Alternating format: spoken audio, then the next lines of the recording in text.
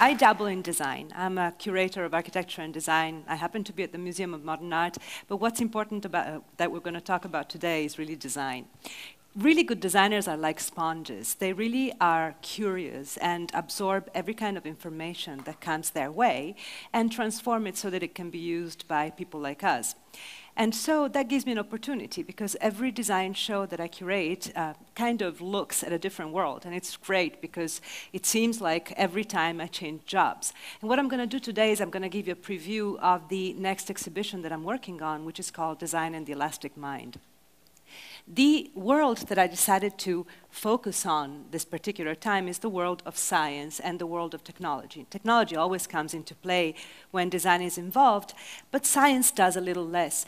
But designers are great at taking big revolutions that happen and transforming them so that we can use them. And this is what this exhibition looks at. If you think about your life today, you go every day through many different scales, many different changes of rhythm and pace. You work over different time zones, you talk to very different people, you multitask. We all know it, and we do it kind of automatically. Some of the minds in this audience are super elastic, others are a little slower, others have a little bit few stretch marks, but nonetheless, this is a quite exceptional audience from that viewpoint. Other people are not as elastic. I can't get my father in Italy to work on the internet. He doesn't want to put high-speed internet at home. And that's because there's a little bit of fear, a little bit of resistance, or just clogged mechanisms. So designers work on this particular malaise that we have, these kind of discomforts that we have, and try to make life easier for us. Elasticity of mind is something that we really need. We really cherish, and we really work on.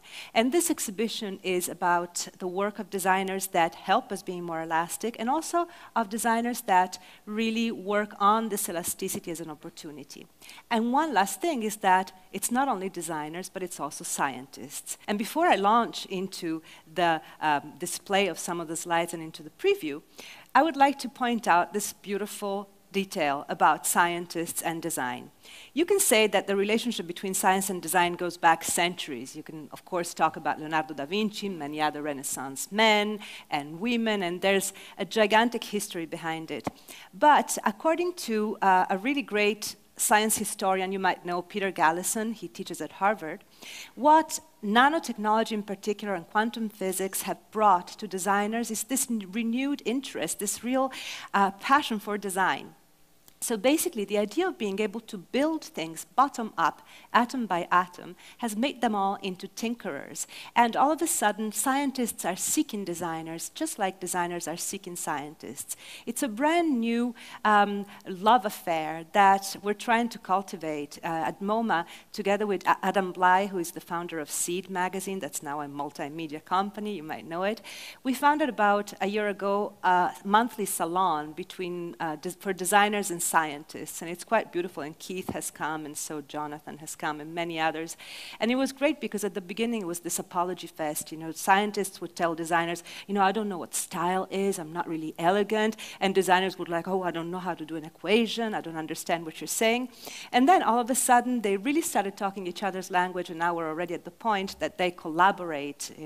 Paul Steinhardt, a physicist from New York, and Aranda Lash, architects, collaborated in an installation in London at the Serpentine. And it's really interesting to see how this happens. The exhibition will talk about the work of both designers and scientists and show how they're presenting the possibilities of the future to us. And I'm showing to you different sections of the show right now just to give you a taste of it, but nanophysics and nanotechnology, for instance, has really opened the designer's mind. In this case, I'm showing more the designer's work because they're the ones that have really been stimulated. A lot of the objects in the show are concepts, not really objects that exist already. But what you're looking at here is the work of some scientists from UCLA. This kind of alphabet soup is a new way to mark proteins not only by color, but literally by alphabet letters. So they constructed, and they can construct all kinds of forms at the nanoscale. And this is the work instead of design students from the Royal College of Arts in London that have been working together with their tutor, Tony Dunn, and with a bunch of scientists around Great Britain on the possibilities of nanotechnology for design in the future. New sensing elements on the body. You can grow hairs on your nails and therefore grab some of the particles from another person. They seem very, very obsessed with finding out more about the ideal mate. So they're working on enhancing everything, touch, smell, everything they can in order to find the perfect mate. Very interesting. And this instead is a typeface designer from Israel who has designed, he calls them typosperma. He's thinking, of course it's all a concept, of injecting typefaces into sperms and into spermatozoa, I don't know how to say it in English, spermatozoi, in order to make them become, to almost have a song or a whole poem written with every ejaculation. I tell you, designers are quite fantastic, you know. So, tissue design. Here, in this case, too, you have a mixture of scientists and designers. This here is part of the same lab at the Royal College of Arts. The RCA is really quite an amazing school from that viewpoint. One of the assignments for a year was to work with in vitro meat. You know that already you can grow meat in vitro. In Australia, they did it, this research company called Symbiotica. But the problem is that it's a really ugly patty. And so the assignments to the students was, how should the steak of tomorrow be when you don't have to kill cows and it can have any shape? What should it be like? So this particular student, James King, went around the beautiful English countryside, picked the best cow that he could see, and then put her in the MRI machine. And then took the scans of the best organs and made the meat. Of course, this is done with the Japanese resin food makers, but you know, in the future it could be made better. But that reproduces the best MRI scan of the best cow he could find. And instead, this element here is much more banal, something that you know can be done already, is to grow bone tissue so that you can make a wedding ring out of the bone tissue of your loved one, literally. So this is indeed made of human bone tissue. And this is Symbiotica, and you know, they've been working, they were the first ones to do this in vitro meat, and now they've also done an in vitro coat, a leather coat. It's minuscule, but it's a real coat. It's shaped like one. So we'll be able to really not have any excuse to be wearing everything leather in the future. One of the most important topics of the show, you know, as anything in our life today, we can look at it from many, many different viewpoints and at different levels. But one of the most interesting and most important concepts is the idea of scale. We change scale very often. We change resolution of screens, and we're not really fazed by it. We do it very comfortably. So you go, even in the exhibition, from the idea of nanotechnology and the nanoscale to instead the manipulation of really great amounts of data, the mapping and tagging of the universe and of the world. And in this particular case, a section will be devoted to information design. And you see here the work of Ben Fry. This is human versus chimps, the few chromosomes that distinguish us from chimps. It was a beautiful visualization that he did for Seed magazine. And here's the whole code of Pac-Man visualized with all the go to, go back to, also made into a beautiful choreography. And then also graphs by scientists, this beautiful digraph of protein homology. Scientists are starting to also consider aesthetics. We were discussing with Keith Schrupp this morning the fact that many scientists tend not to use anything beautiful in their presentations, otherwise they're afraid of being considered dumb blondes. So they pick the worst background from any kind of PowerPoint presentation, the worst typeface. It's only recently that this kind of marriage between design and science is producing some of the first pretty, if we can say so, scientific presentations. Another aspect of contemporary design that I think is mind-opening, promising, and will really be the future of design, which is the idea of collective design. You know, the whole EXO laptop, from one laptop per child, is based on the idea of collaboration and mesh and networking. So the more the merrier. The more computers, the stronger the signal. And children work on the interface so that it's all based on doing things together, tasks together. So the idea of collective design is something that will become even bigger in the future, and this is chosen as an example. Related to the idea of collective design and to the new balance between the individual and the collective collectivity, is the idea of existence maximum.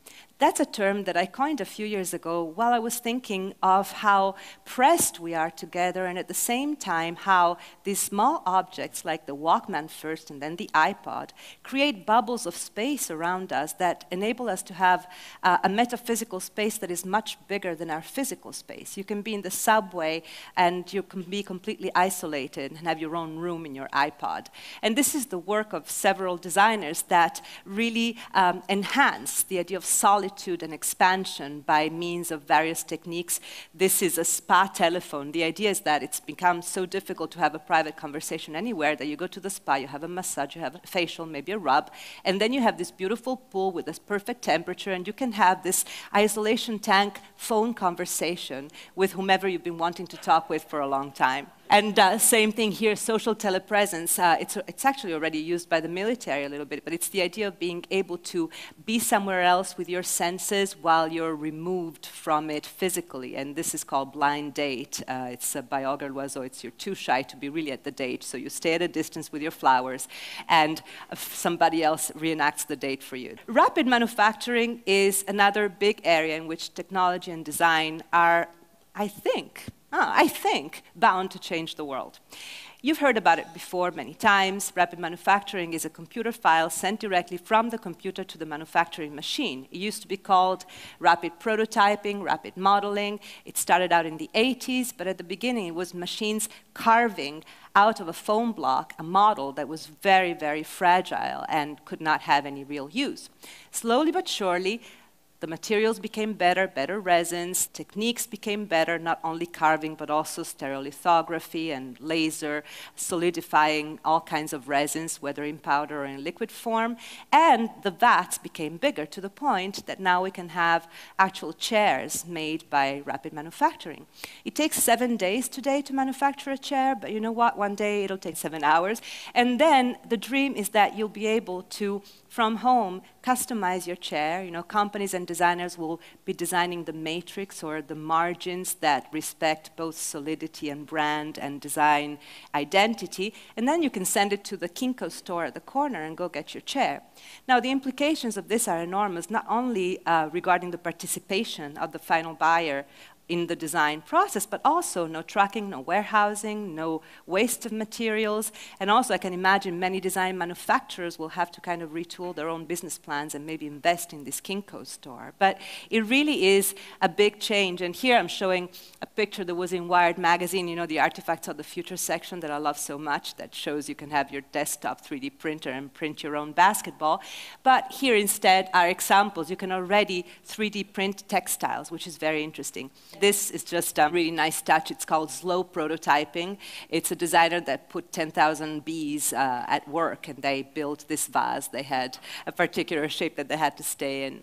Mapping and tagging. As the capacity of computers becomes really, really big, and the capacity of our mind not that much bigger, we find that we need to tag as much as we can what we do in order to then retrace our path. Also, we do it in order to share with other people. Again, this communal sense of experience that seems to be so important today. So various ways to map and tag are also the work of many designers nowadays. The senses. Designers and scientists all work on trying to expand our senses capabilities so that we can achieve more, and also animal senses in a way. This particular object that many people love so much is actually based on kind of a scientific experiment, the fact that bees have a very strong olfactory sense. And so much like dogs that can smell certain kinds of skin cancer, also bees can be trained by Pavlovian reflex to detect one type of cancer and also pregnancy. And so this student at the RCA designed this beautiful blown glass object where the bees move from one chamber to the other if they detect that particular smell that signifies, in this case, pregnancy. Another shape is made for cancer. Design for debate is a very interesting new endeavor that designers have really shaped for themselves. Some designers don't design objects, products, things that we're going to actually use, but rather they design scenarios that are object-based. They're still very useful. They help companies and other designers think better about the future. And usually they're accompanied by videos. This is quite beautiful. It's done in Raby, all the robots. Those are a series of robots that are meant to be taken care of. We always think that robots will take care of us, and instead they design these robots that are very, very needy. You need to take one in your arms and look at it in the eyes for about 5 minutes before it does something. Another one gets really, really nervous if you get in the room and starts shaking, so you have to calm it down. So it's really a way to make us think more about what robots mean to us. Noam Turan and accessories for lonely men. The idea is that when you lose your loved one or you go through a bad breakup, what you miss the most are those annoying things that you used to hate when you were with the other person. So he designed all these series of accessories. Like this one is something that takes away the sheets from you at night. Then there's another one that breathes on your neck. There's another one that throws plates and breaks them. So it's just this idea of what we really miss in life. Elio Caccavale, instead, he took the idea of those dolls that explain leukemia. He's working on dolls that explain xenotransplantation and also the spider gene into the goat from a few years ago. He's working for the exhibition on a whole series of dolls that explain to children where babies come from today. Because it's not anymore mom, dad, the flowers and the bees, and then there's the baby. No, it can be 2 moms, 3 dads, in vitro. There's the whole idea of how babies can be made today that has changed. So it's a series of dolls that he's working on right now. One of the most beautiful things is that designers really work on life, even though they take technology into account. And many designers have been working recently on the idea of death and mourning and what we can do about it today with new technologies, or how we should behave about it with new technologies.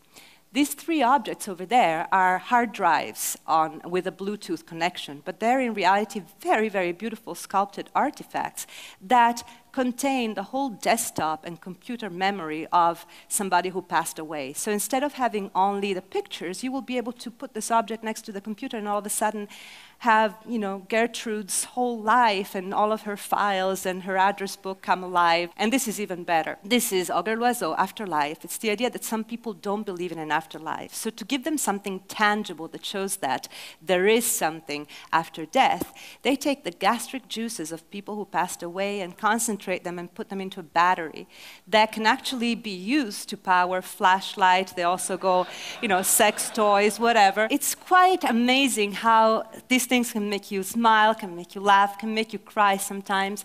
But I'm hoping that this particular exhibition will be able to trace a new portrait of where design is going, which is always, hopefully, a portrait a few years in advance of where the world is going. Thank you very much.